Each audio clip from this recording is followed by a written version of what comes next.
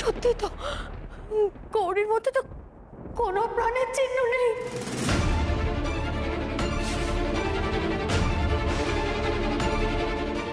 কি হবে এখন?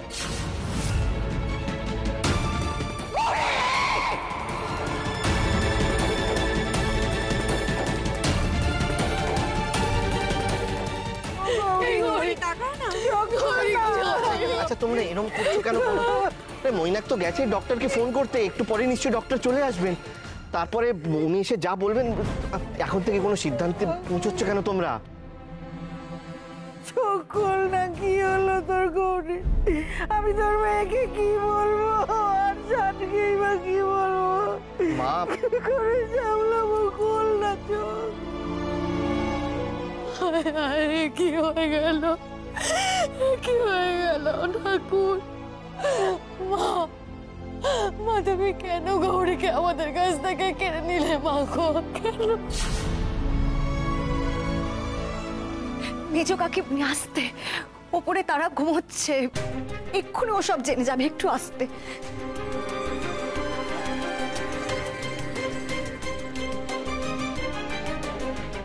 এখন এত দেরি হবে মানে?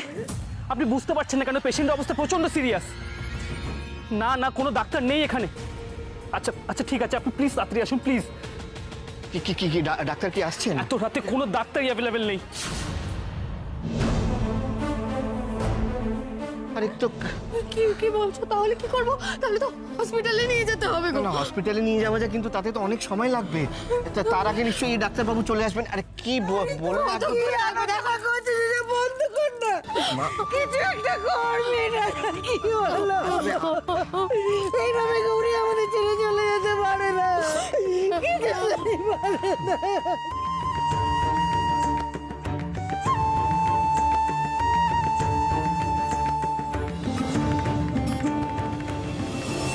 ডাক্তারবাবু, ডাক্তারবাবু, ডাক্তারবাবু তুমি কোথায়?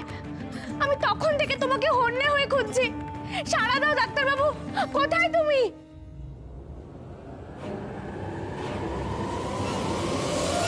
ডাক্তারবাবু,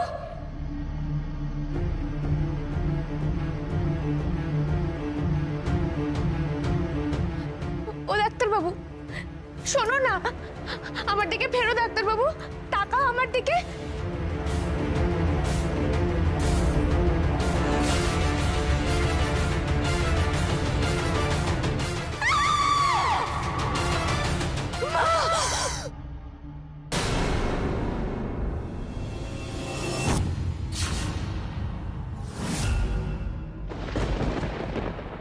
গৌরী,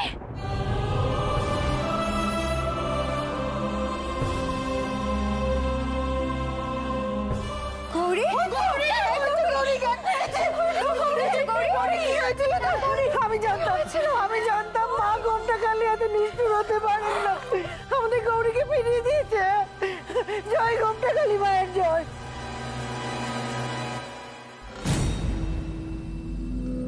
গৌরী তুমি তুমি ঠিক আছো তো? আমরা কি চিন্তায় পড়ে গেছিলাম বলো তো।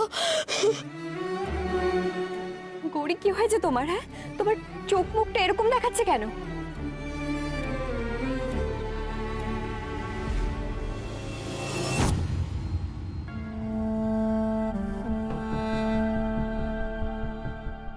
গৌরী তুই এমন থম মেরে গেলি কেন? কি হয়েছে তোর? হ্যাঁ বল না, কি হয়েছে তোর বল। মা মা মা বলছি এখন ওকে এত প্রশ্ন করো না, ওকে দেখেই বোঝা যাচ্ছে যে ওর প্রতি কত দখল গেছে। তুমি বরং আগে ওকে একটু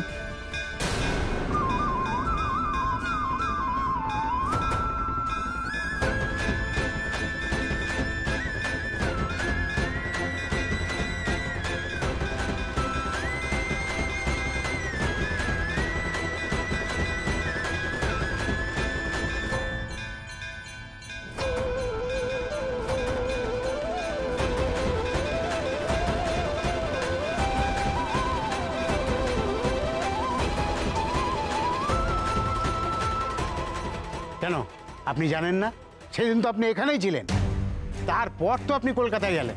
হ্যাঁ সেই জন্যই তো আমি অবাক হচ্ছি। মানে আমি যতদূর জানি যে সেদিন একজন বয়স্ক ভদ্রমহিলা একটা রেয়ার ইনফেকশন নিয়ে ঈশানের কাছে এসেছিল, মানে ওই হাত পা গলা থেকে মাংস খসে খসে পড়ছিল। সেটা লেপ্রেসি নয়, আবার সেপ্টিসেমিয়াও নয়, একটা অদ্ভুত রেয়ার ইনফেকশন। কি যে হয়েছিল, মানে এখানকার যে গ্রামীণ চিকিৎসা কেন্দ্র ছিল ওনাকে ফিরিয়ে দিয়েছিল চিকিৎসা হবে না বলে। আর আমি যতদূর জানি সদর হাসপাতালে উনি গিয়েছিল, কিন্তু সেখান থেকে ওনাকে ফিরিয়ে দেওয়া হয়েছে। শেষে ঈশান ওনার চিকিৎসার দায়িত্ব নেয়, তখন কিন্তু ওনার খুব ক্রিটিক্যাল কন্ডিশন ছিল। ঈশান ডাক্তার ধন্বন্তরী, উনি ধীরে ধীরে ওই মহিলাকে সুস্থ করে তুলেছিলেন। সেটাও আমি জানি। বিকেল 5টার পর ওই বয়স্ক মহিলাকে যখন ছেড়ে দেওয়া হয়, ঠিক তারপর থেকেই ঈশানের হাতে ওই ঘায়ের দাগ দেখা যায়। ও আমাকে ফোনে বলেছিল যে ও সম্পূর্ণ সাবধানতা বজায় রেখেছিল। ও কিন্তু নেগলেক্ট করার মতো ছেলে নয়, নেগলেক্ট করে না, সব রকম প্রোটেকশন নিয়েছিল। তারপরেও কি করে এফেক্টেড হলো আমি বুঝতে পারছি না। ডাক্তারবাবু তো আপনাকে কলকাতা পাঠিয়েছিল। আমাকে তো ঈশানই গৌরীর কাছে যেতে বললো, গৌরীর সামনে ইলেকশন, ব্যাস ওইটুকুই, তারপর আর কিছু জানি না। তাহলে আপনি আসল সত্যিটা কিছুই জানেন না? না, আসল সত্যিটা কি কি হয়েছিল তারপর? তারপর আর কি, ডাক্তারবাবু অসুস্থ হলেন, নিজেকে ঘরবন্দি করে রাখলেন। আচ্ছা, আপনি আমাকে বড় মার কথা বললেন। আচ্ছা, এর মধ্যে বড় মা কোত্থেকে এলো? আর চিকিৎসা করলে রোগ সারবে না, এরকমটাই বা আপনার মনে হলো কেন? এসব ছাড়ুন, এরপর কি হবে সেটা আলোচনা করা যাক। না না, ছাড়লে হবে না। আপনার কথার মধ্যে একটা কিছু রহস্য লুকিয়ে আছে, সেটা আমাকে জানতে হবে, আর আপনি সেটা বলবেন। বলুন। বলেই দিন, উনি যখন জানতে চাইছেন। না বললে কিন্তু আমি আপনাকে ছাড়ছি না সনাতন বাবু।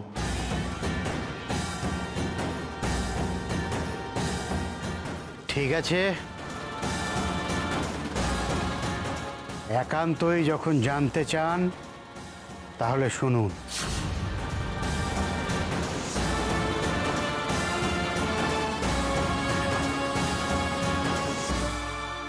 গৌরী, গৌরী, কি হয়েছিল রে তোর? তুই অত রাতে মন্দিরে গেছিলি কেন? হ্যাঁ, আর মন্দিরে আগুনটা এবার লাগলো কি করে গৌরী?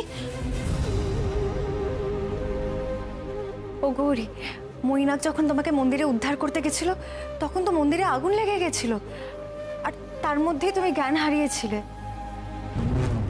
হ্যাঁ গৌরী, জোর বাঁচা বেঁচে গেছো তুমি। আর একটু হলেই না তুমি ওখানে পুড়ে যেতে। ভাগ্যিস ঠিক সময় মৈনাক ওখানে পৌঁছে গেছিল।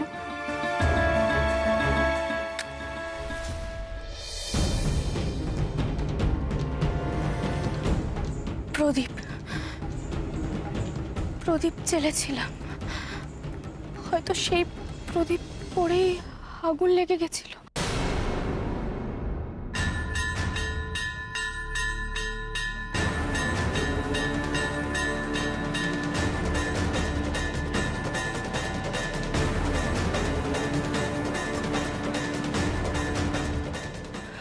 ডাক্তারবাবু, ডাক্তারবাবু কেমন আছে? ডাক্তারবাবু কেমন আছে? কে? শান? শান তো ভালোই আছে। তুমি তো সকালবেলায় ওর সঙ্গে ফোনে কথা বললে, তাই না? আচ্ছা, আমাদের একটা কথা তুমি বলো তো, তুমি এত রাত্রিরে মন্দিরে গেছিলে, প্রদীপ জ্বালিয়ে কি করছিলে?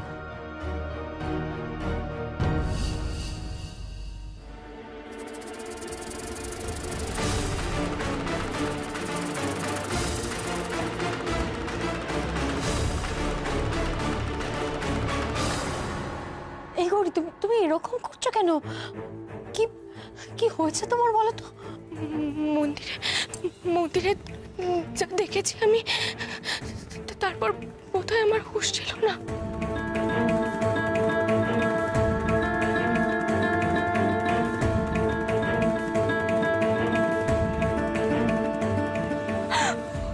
ওই দৃশ্য, ওই দৃশ্য। আচ্ছা, আমার ডাক্তারবাবুর কিছু হয়নি তো? আমার ডাক্তারবাবু ঠিক আছে তো? আমার ডাক্তারবাবুর কিছু হয়নি তো? আরে না রে বাবা, কিচ্ছু হয়নি।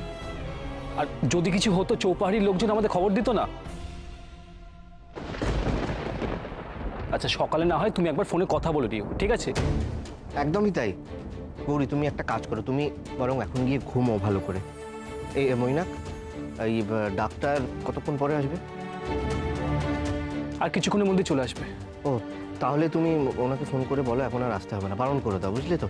মানে গৌরীর ওপর দিয়ে যা স্ট্রেস গেছে, ওর ঘুমটা খুব দরকার। যাও গৌরী, প্লিজ ঘুমিয়ে পড়ো এখন। না দেব, দাঁড়া, গৌরী আগে বলুক ও কি দেখেছিল। ও ও গৌরী, তুই অত রাতে মন্দিরে গেছিলি কেন? আমি একটা সাপকে অনুসরণ করে মন্দিরে গেছিলাম।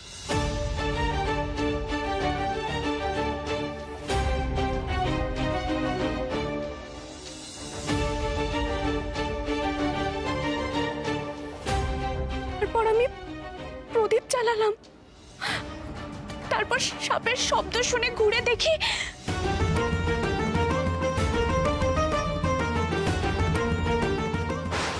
না,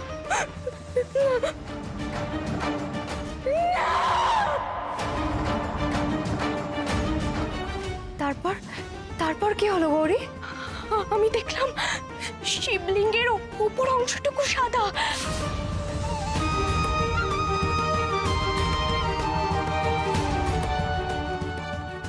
আর মধ্যখানের অংশ থেকে সম্পূর্ণ কালো। এই দৃশ্য দেখে আমার মাথাটা কেমন ঘুরে গেল। এইসব কি বলছিস তুই? এ আবার হয় নাকি? আমরা তো গৃহী মানুষ, সেখানে আমরা বাড়ির মন্দিরে শ্বেত শিব রাখবো কেন? না না না না, আমি তো এরকম দু রঙের শিব কোনোদিনও দেখিনি। হ্যাঁ, তাছাড়া আমাদের শিব সম্পূর্ণ কালো, কোষ্ঠী পাথরের। তুমি নিশ্চয়ই ভুল দেখেছো। হ্যাঁ, এছাড়া আর কি হবে? আচ্ছা গৌরী, তুমি ওই মন্দিরে গিয়ে আলোর সুইচটা জ্বালাওনি কেন? হ্যাঁ, প্রদীপ জ্বালিয়ে কেন কাজ করছিলে? সেই জন্যই তো অল্প আলোয় ঠিকঠাক দেখতে পারোনি, তাই এরকম মনে হচ্ছে তোমার। তার উপর ঘুম চোখে গেছিলে, আলো আধারিতে কি দেখতে কি দেখেছো? না, আমি ভুল দেখিনি, আমি ভুল দেখতে পারি না, আমি একদম ঠিক দেখেছি, তোমরা বিশ্বাস করো, আমি আমি আমি ঠিক দেখেছি।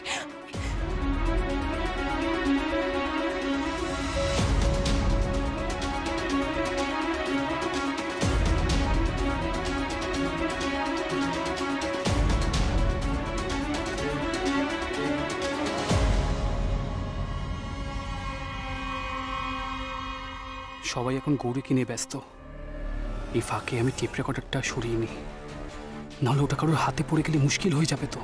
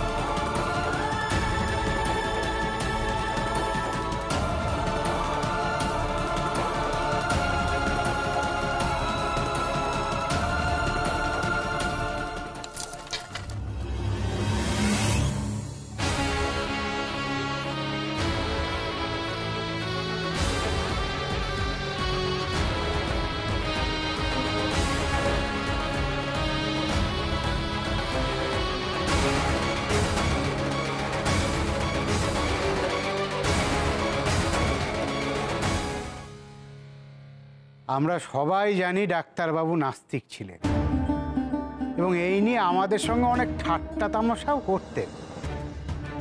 আমরাও ছাড়তুম না, পাল্টা দিত। তবে কখনো কোনো সিরিয়াস কিছু হয়নি। কিন্তু সেদিন যেটা ঘটলো সেটা গ্রামের কেউ মেনে নিতে পারেনি। সেদিন মানে কোন দিন?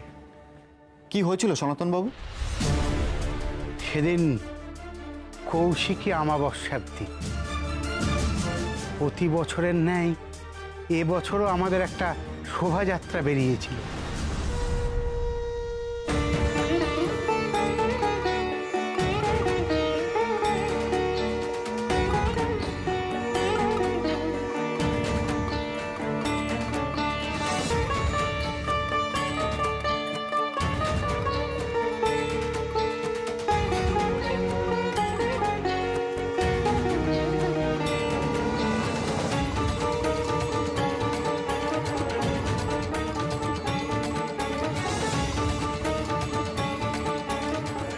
তারপর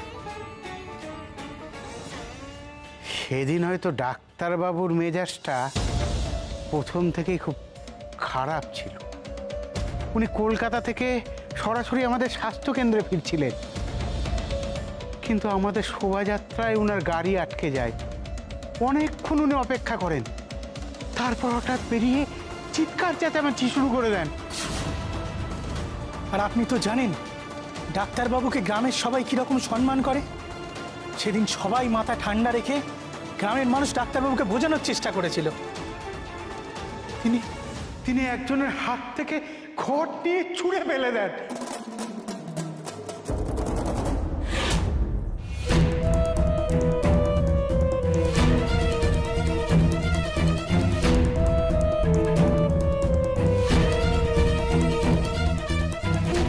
শুধু তাই নয়, মায়ের একখানা ছবি ছিল, সেটাও ডাক্তারবাবু ছুঁড়ে ফেলে দেন।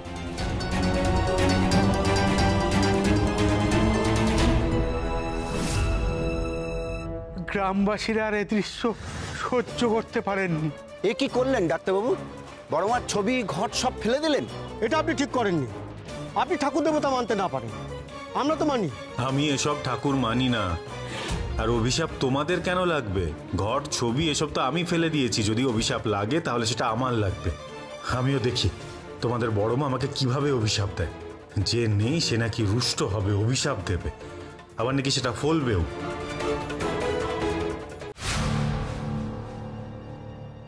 আপনি বিশ্বাস করবেন কিনা জানি না, যেদিন এই ঘটনা ঘটেছিল সেদিন থেকেই ডাক্তারবাবুর এই অবস্থা।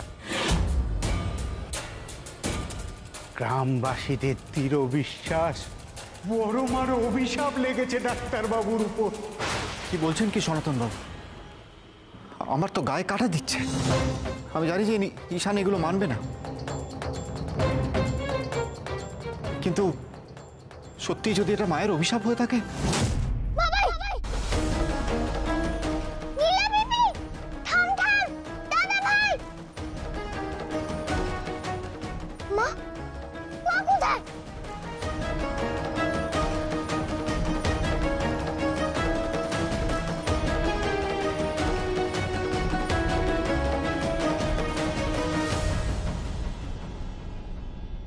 না কি না, তো তোমরা আমার কথা বিশ্বাস করো।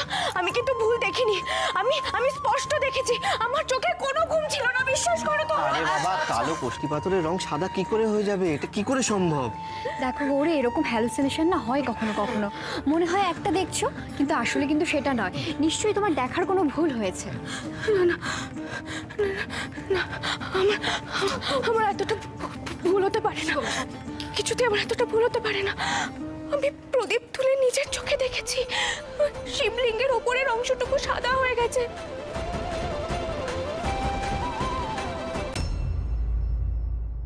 আমি ভুল দেখিনি, বিশ্বাস করো, আমি ভুল দেখিনি। গৌরী কি হয়েছে আমি তোমাকে বলছি। এতদিন ধরে ভোট করে তো তোমার মধ্যে তো একটা চাপ সৃষ্টি হয়েছে, মনের মধ্যে একটা চাপা টেনশন ছিল তোমার। আমার মনে হচ্ছে এই সব কিছুরই প্রভাব এটা। হ্যাঁ ঠিক, মায়ের কৃপায় তুই যে বেঁচে গেছিস সেই ডেট। বাবা শোন, যখন তখন মন্দিরে যাস না, কখন কোথা থেকে কি হয়ে যায় কোনো ঠিক নেই। তুই এক কাজ কর, যা মা ঘরে যা, গিয়ে একটু বিশ্রামে যা, ঘুমোতে যা। একদম ঠিক কথা বলেছো। এই গৌরী, গৌরী তুমি ঘরে চলো তো, গিয়ে একটুখানি রেস্ট নেবে, এই স্ট্রেসটা কেটে যাবে, তুমি দেখবে। আমি সত্যি বলছি। আচ্ছা তোমরা কেউ আমার কথা বিশ্বাস করছো না তো? বেশ, তাহলে তোমরা নিজের চোখে গিয়েই দেখবে যে আমি সত্যি বলছি কিনা। চলো চলো। আচ্ছা ঠিক আছে ঠিক আছে, ও যখন এত করে বলছে তখন চল না, গিয়ে দেখাই যাক কি হচ্ছে। হ্যাঁ চলো। গৌরী দেখে না গৌরী, বলছি আজকে থাক না, তুমি বরং একটু রেস্ট নাও। না ছোটকা, আমি এখনই প্রমাণ করবো আমি সত্যি বলছি কিনা। চলো না। আচ্ছা ঠিক আছে ঠিক আছে, চলো সবাই, চলো আস্তে আস্তে, চলো চলো আস্তে আস্তে যাও, আস্তে আস্তে। দেখো দেখো, তোমরা নিজের চোখেই দেখে নাও আমি ঠিক বলছি কিনা। দেখো